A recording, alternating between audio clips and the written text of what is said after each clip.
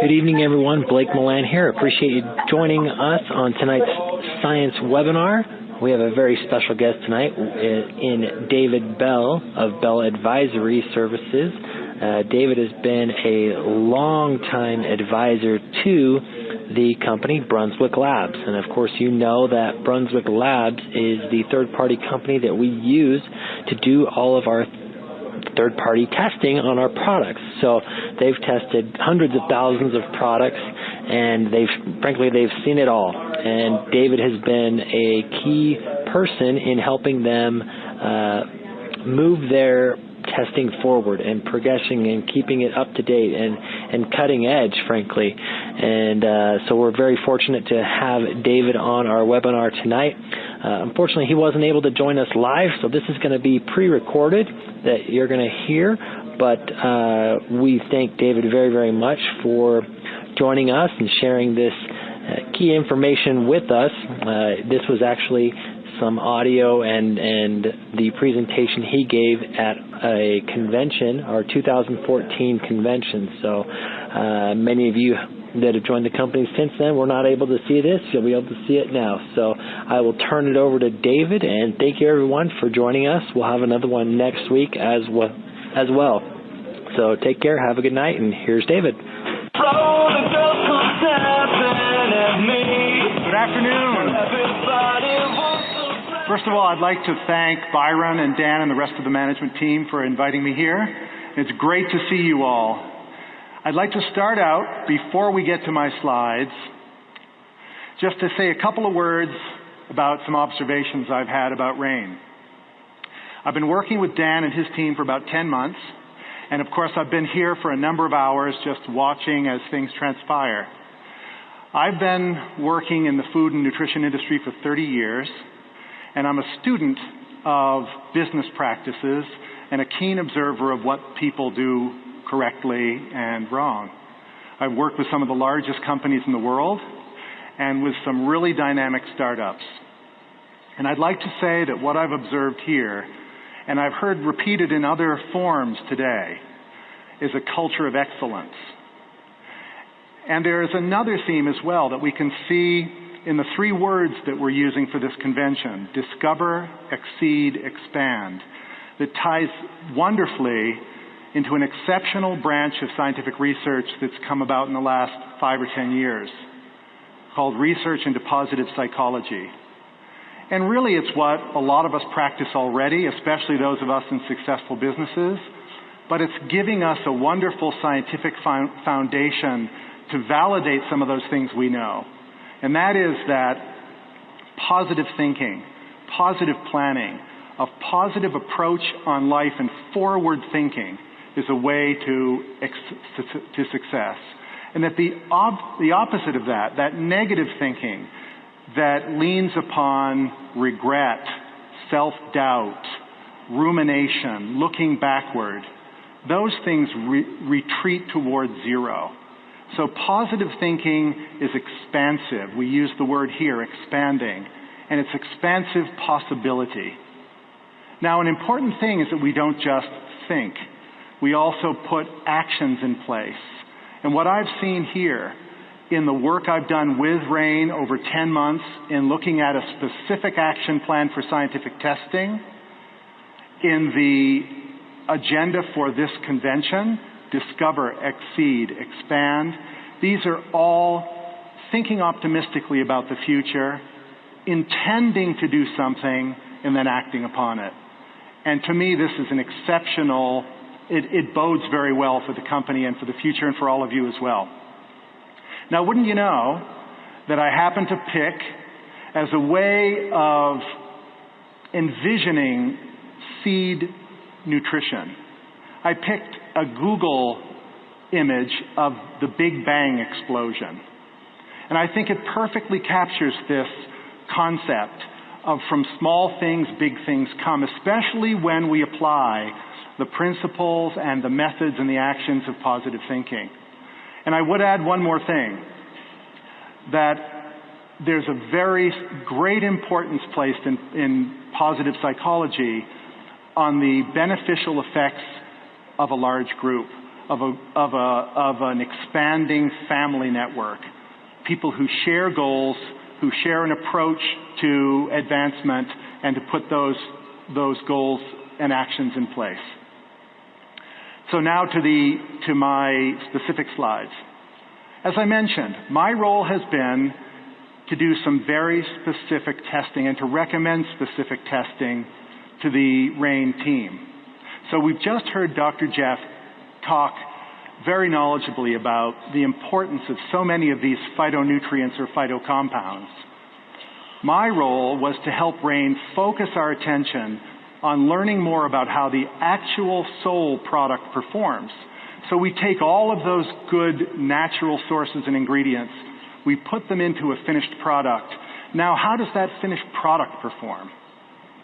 And I'll also take a step back here and describe how the outlook of this series of tests that we've put in place speaks to this culture of excellence.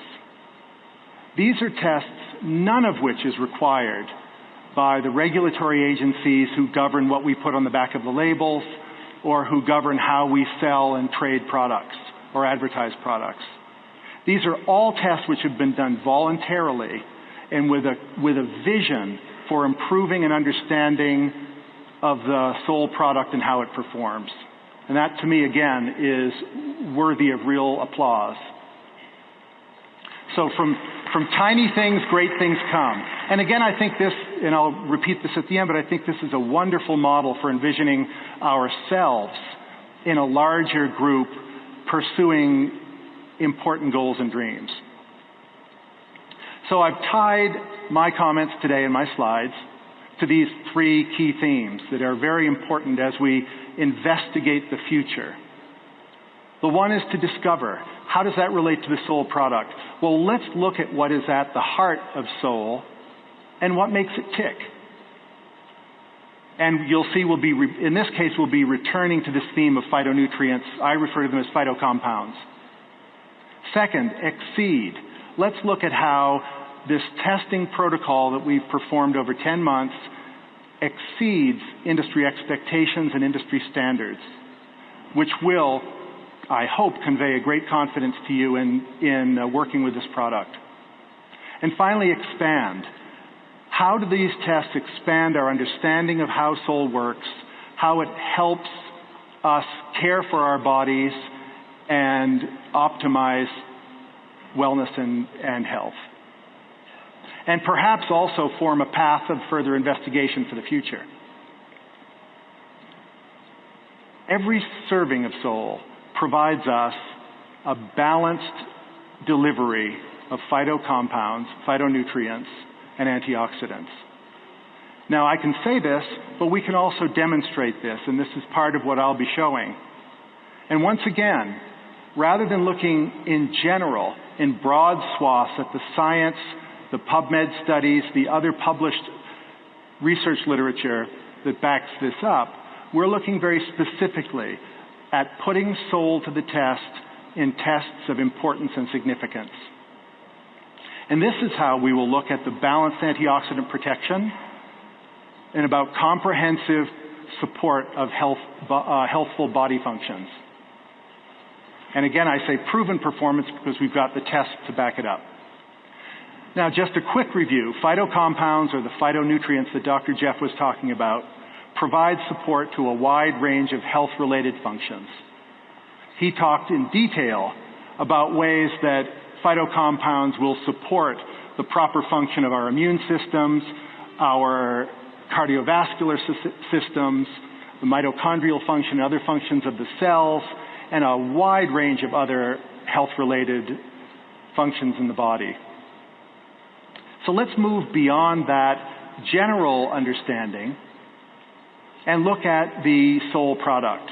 Now, I've only listed 3 primary ingredients here, but what we see when we look at the specific ingredients that are going into the Sol product is that we get a balanced distribution and coverage across 3 or 4 of these main phytocompound groups. Now, once again, in Dr. Jeff's comments, he described a number of different compounds and their compound families. There are thousands of phytocompounds in the various plant species that we use for nutritional purposes. But they often fall into some main compound families. And rather than going into great detail, it is adequate to say here that the primary ingredients in the Soul product are providing comprehensive distribution across these primary groups.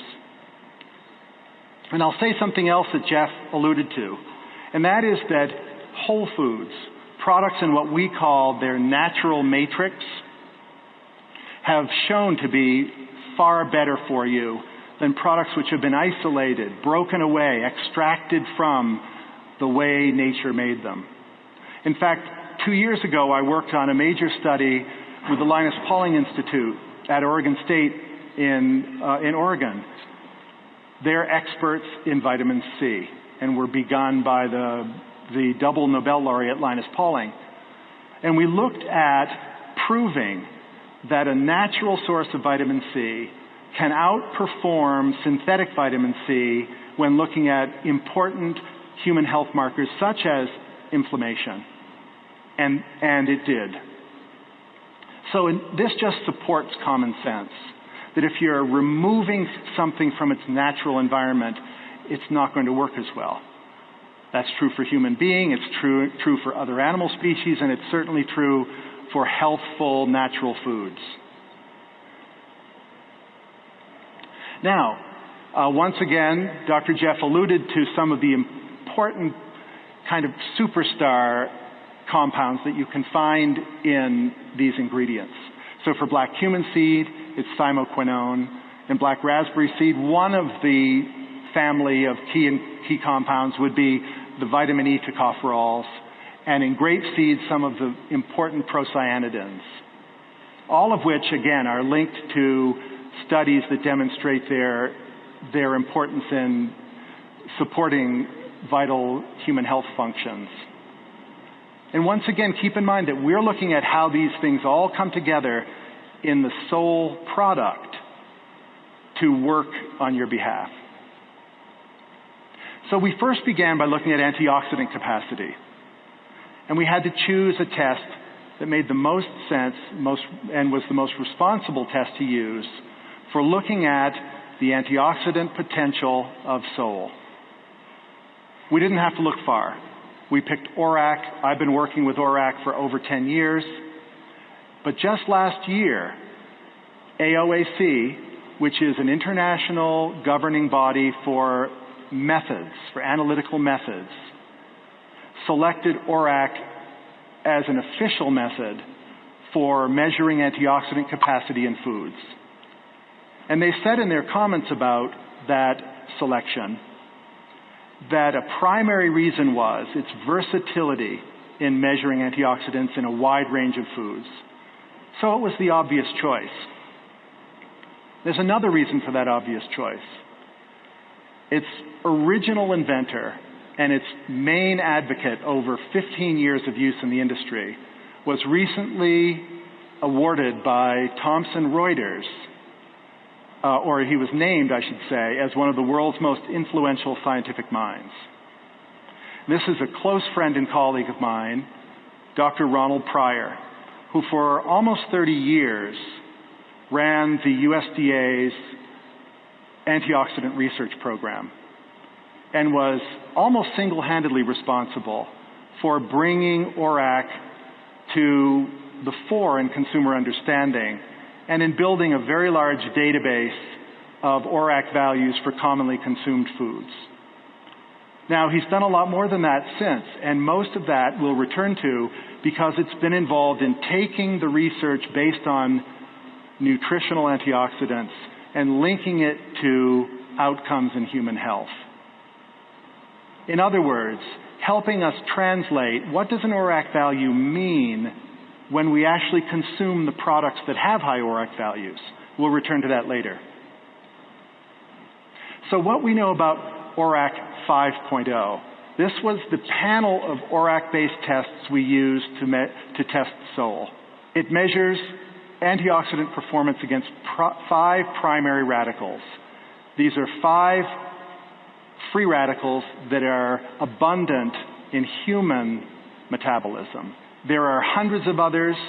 These 5 primary ones are extremely important, are implicated in a wide range of health conditions that are caused by oxidative damage. And oxidative damage damages the proteins, DNA, and lipids in our bodies that are required for our bodies to function properly. And second, ORAC 5.0 is an industry standard for broad-spectrum antioxidant testing. In fact, it's the test that's most frequently used by the greatest number of companies and in peer-reviewed research studies. Now, a little caveat before I speak to these numbers. Numbers are not as important as what those numbers tell us about the direction and the significance of the test. Because any one number might change, and it's very important that we keep them in context. But let me tell you, so in the broader picture, let me tell you what these numbers mean. What they mean is that a serving of Sol is significant in protecting against oxidative damage and protects against 5 primary radicals in a significant way. It's broad-spectrum antioxidant protection. Now, just to give a little more context, and again, I recommend not to do a numbers-to-numbers contest of Sol versus other products, and we'll get into that a little bit more in a minute. But it is important to put the Sol ORAC 5.0 results at least in comparison to something else. So you see, it's not floating by itself. And to me, the most meaningful way to consider those values is to compare it to foods that people commonly consume. Now, for those of you who've come from a distance and from other countries, this data relates to food commonly consumed by people in the United States. What I've looked at here is an average, the ORAC value for an average of the leading fruits and vegetables consumed in the United States based on the USDA's ongoing survey of food consumption. And we didn't cherry pick the ones with low antioxidant capacity like cucumbers or celery, which have their own nutrient benefits, but from an antioxidant standpoint aren't considered particularly high. We picked the leading fruits and vegetables with the highest levels of antioxidants, at least that are consumed on a routine basis. So while strawberries and oranges and apples are in there, something much less common like perhaps pomegranate would not be. And here what we see is, again, for purposes of giving us a perspective, Sol is 2.5 times higher than an average serving of those average fruits and vegetables. I think that's a very important basis for comparison. Let's move quickly to the concept of exceeding. I mentioned at the outset that all of these tests have been voluntary, at considerable expense, and also with a sense of optimism about the outcomes. Remember, in scientific investigation, you don't know what the outcome is going to be, and you don't have a way of influencing that outcome. So you're taking a calculated risk in the interest of scientific curiosity and learning more about your product. Many, many companies, in fact most, don't even pursue these paths. It's another reason for both confidence and for congratulations. The Brunswick Certified Program is a next step in distancing itself from the competition. Because, for starters, the ORAC 5 testing is not required. To follow that up, the ORAC Certified Program is another dimension of quality assurance.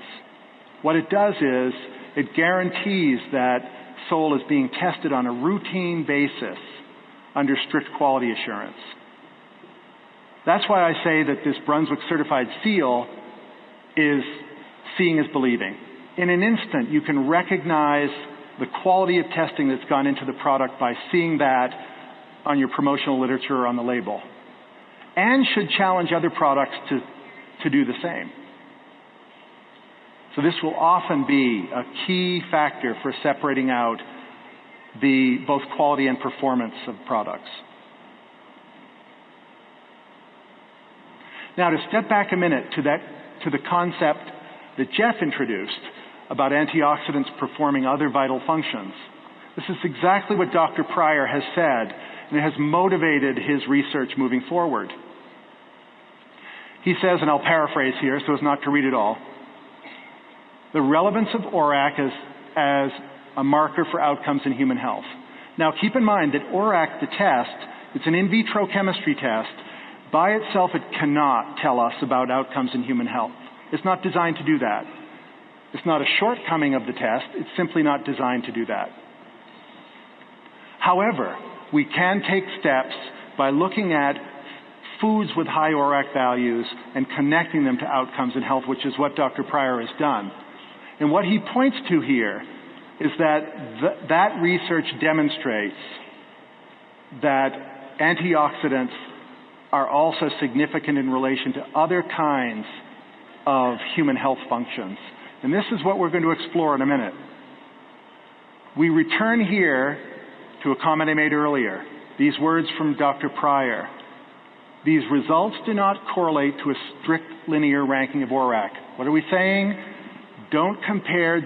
It doesn't mean that a higher ORAC value necessarily relates directly to a better performance in vivo. What we have found is that quartiles, the highest groupings of ORAC, outperform the lowest groupings of ORAC. And SOL resides in that highest quartile of results.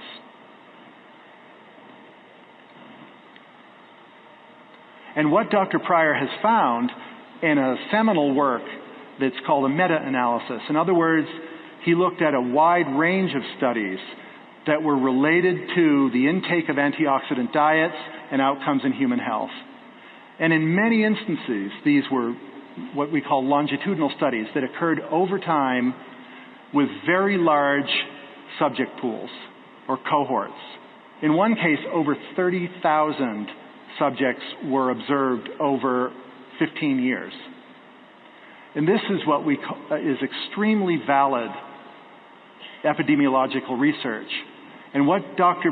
Pryor discovered is that an increased dietary intake of antioxidants, as measured by ORAC, is directly correlated to support of important human health functions. So in this case, we can tie not only antioxidant intake in our foods, but antioxidant intake as measured by ORAC to specific outcomes in human health as based on a variety of long-term human health clinical studies. This is very significant. So what we're trying to do here is to tie the performance of SOL itself, not theoretically antioxidant ingredients or foods, but the product SOL itself to significant health outcomes.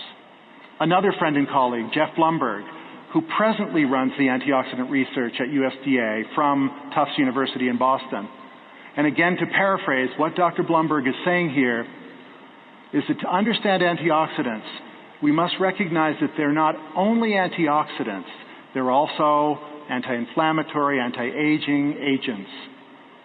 So they do a lot of heavy lifting. They perform in a variety of ways. Well, if that's the case, then can we look at how they perform in an efficient way that gives us meaningful results? And the answer is yes. And being the curious and serious people that they are, the RAIN management team said, let's embark on that kind of study. Let's take the next step of investigation and see what we find. So we did. We took SOL and we applied it to 3 cell-based assays. Now, cell culture is a bedrock of biomedical research. It's a preclinical tool that's an intermediate, but it's a direction finder.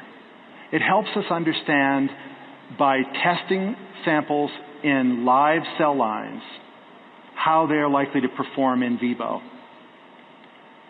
It's a vital next generation test beyond ORAC.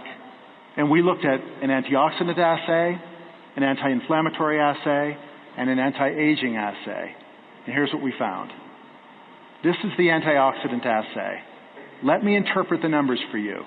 There's a lot here that won't make sense, like micromoles QE per gram. That's simply a unit of measure, kind of like temperature or currency. And ask any economist to try to explain currency to you. All we need to know is, do your dollars work when you go to the store?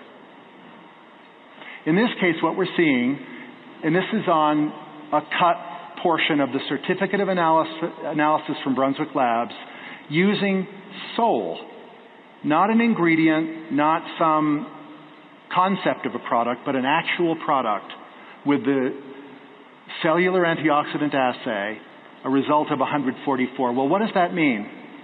Well, let's put it in context. The control means that the cells were exposed to free radicals without any protection. The average is the average of all other food and nutrition products tested by Brunswick Labs. And by the way, among those, I happen to know there are a number that are touted as high antioxidant products. And finally, there's SOL. So there, the importance is not the 144, but how does that 144 compare to other products that are important comparisons? So what do we take away from this? First, that the active agents in SOL are bioavailable in the cells. Because a part of this cell-based process is that in order for them to do some work, they have to be absorbed through the cell membranes first. Second, that we've seen that there's significant reduction of free radicals compared to other average antioxidant products. And third, that there's no cellular toxicity. The only concentrations we accepted in looking at the results were those that were completely safe to the cells. Keep in mind, this is a test, and the two following are done on the SOL product itself. Second, we looked at a measure of anti-inflammation. Lo and behold, what do we use? TNF-alpha, NF-κB. If you remember from Dr. Jeff, he talked about that repeatedly as a primary systemic marker of inflammation, well recognized in the research community. Now here, we're looking at a percentage of inhibition. So we don't need to put that number in context. We simply say that SOL was able to inhibit or reduce the formation of inflammation, in this case the formation of the protein NF-κB, by 33%. So there it is, just in comparison to the control, which obviously means you're introducing the inflammatory agent with no protection. And what do we take away here? Once again, the active agents in SOL are bioavailable. They've been introduced successfully into the cell medium and perform some role. Second, that performance role, a 33% inhibition of cellular inflammation as triggered or stimulated by NF-κB. And once again, because the only reported concentrations were those that were non-toxic to the cell, then that performance is at levels that are not toxic to the cell. And finally, with anti-aging. Now, as a measure of anti-aging, which is an extremely broad term, we use something quite precise, which is a protein called SIRT1. And once again, here we're looking at a percentage change. Now, in this case, it's a positive change. In other words, unlike NF-κB, which is an inflammatory agent, SIRT1 is known to promote longevity of cell life. So what we want to do in this case is stimulate the production of SIRT1. And that's just what the test shows. A 62.4% increased expression of SIRT1. So once again, compared to the control, we see a significant increase in performance or a benefit in this case. bioavailable, it's made its way through the cell membrane, it's acting within the cell, and it's delivering a benefit. And again, at no cellular toxicity. So where does this leave us? It shows that in this process of discovery, exceeding expectations, expanding possibility, the possibility to understand our product, to convey that to you and the world, we've made great strides. What can come beyond this? Well, we do know that there are ways to continue to tie the performance of soul to outcomes in human health, perhaps by in vivo studies. But what we do know is that we continue to push ahead with a product that has the natural power of seeds and Rain's commitment to excellence. The future is rich. So thank you very much. And best wishes to all of you.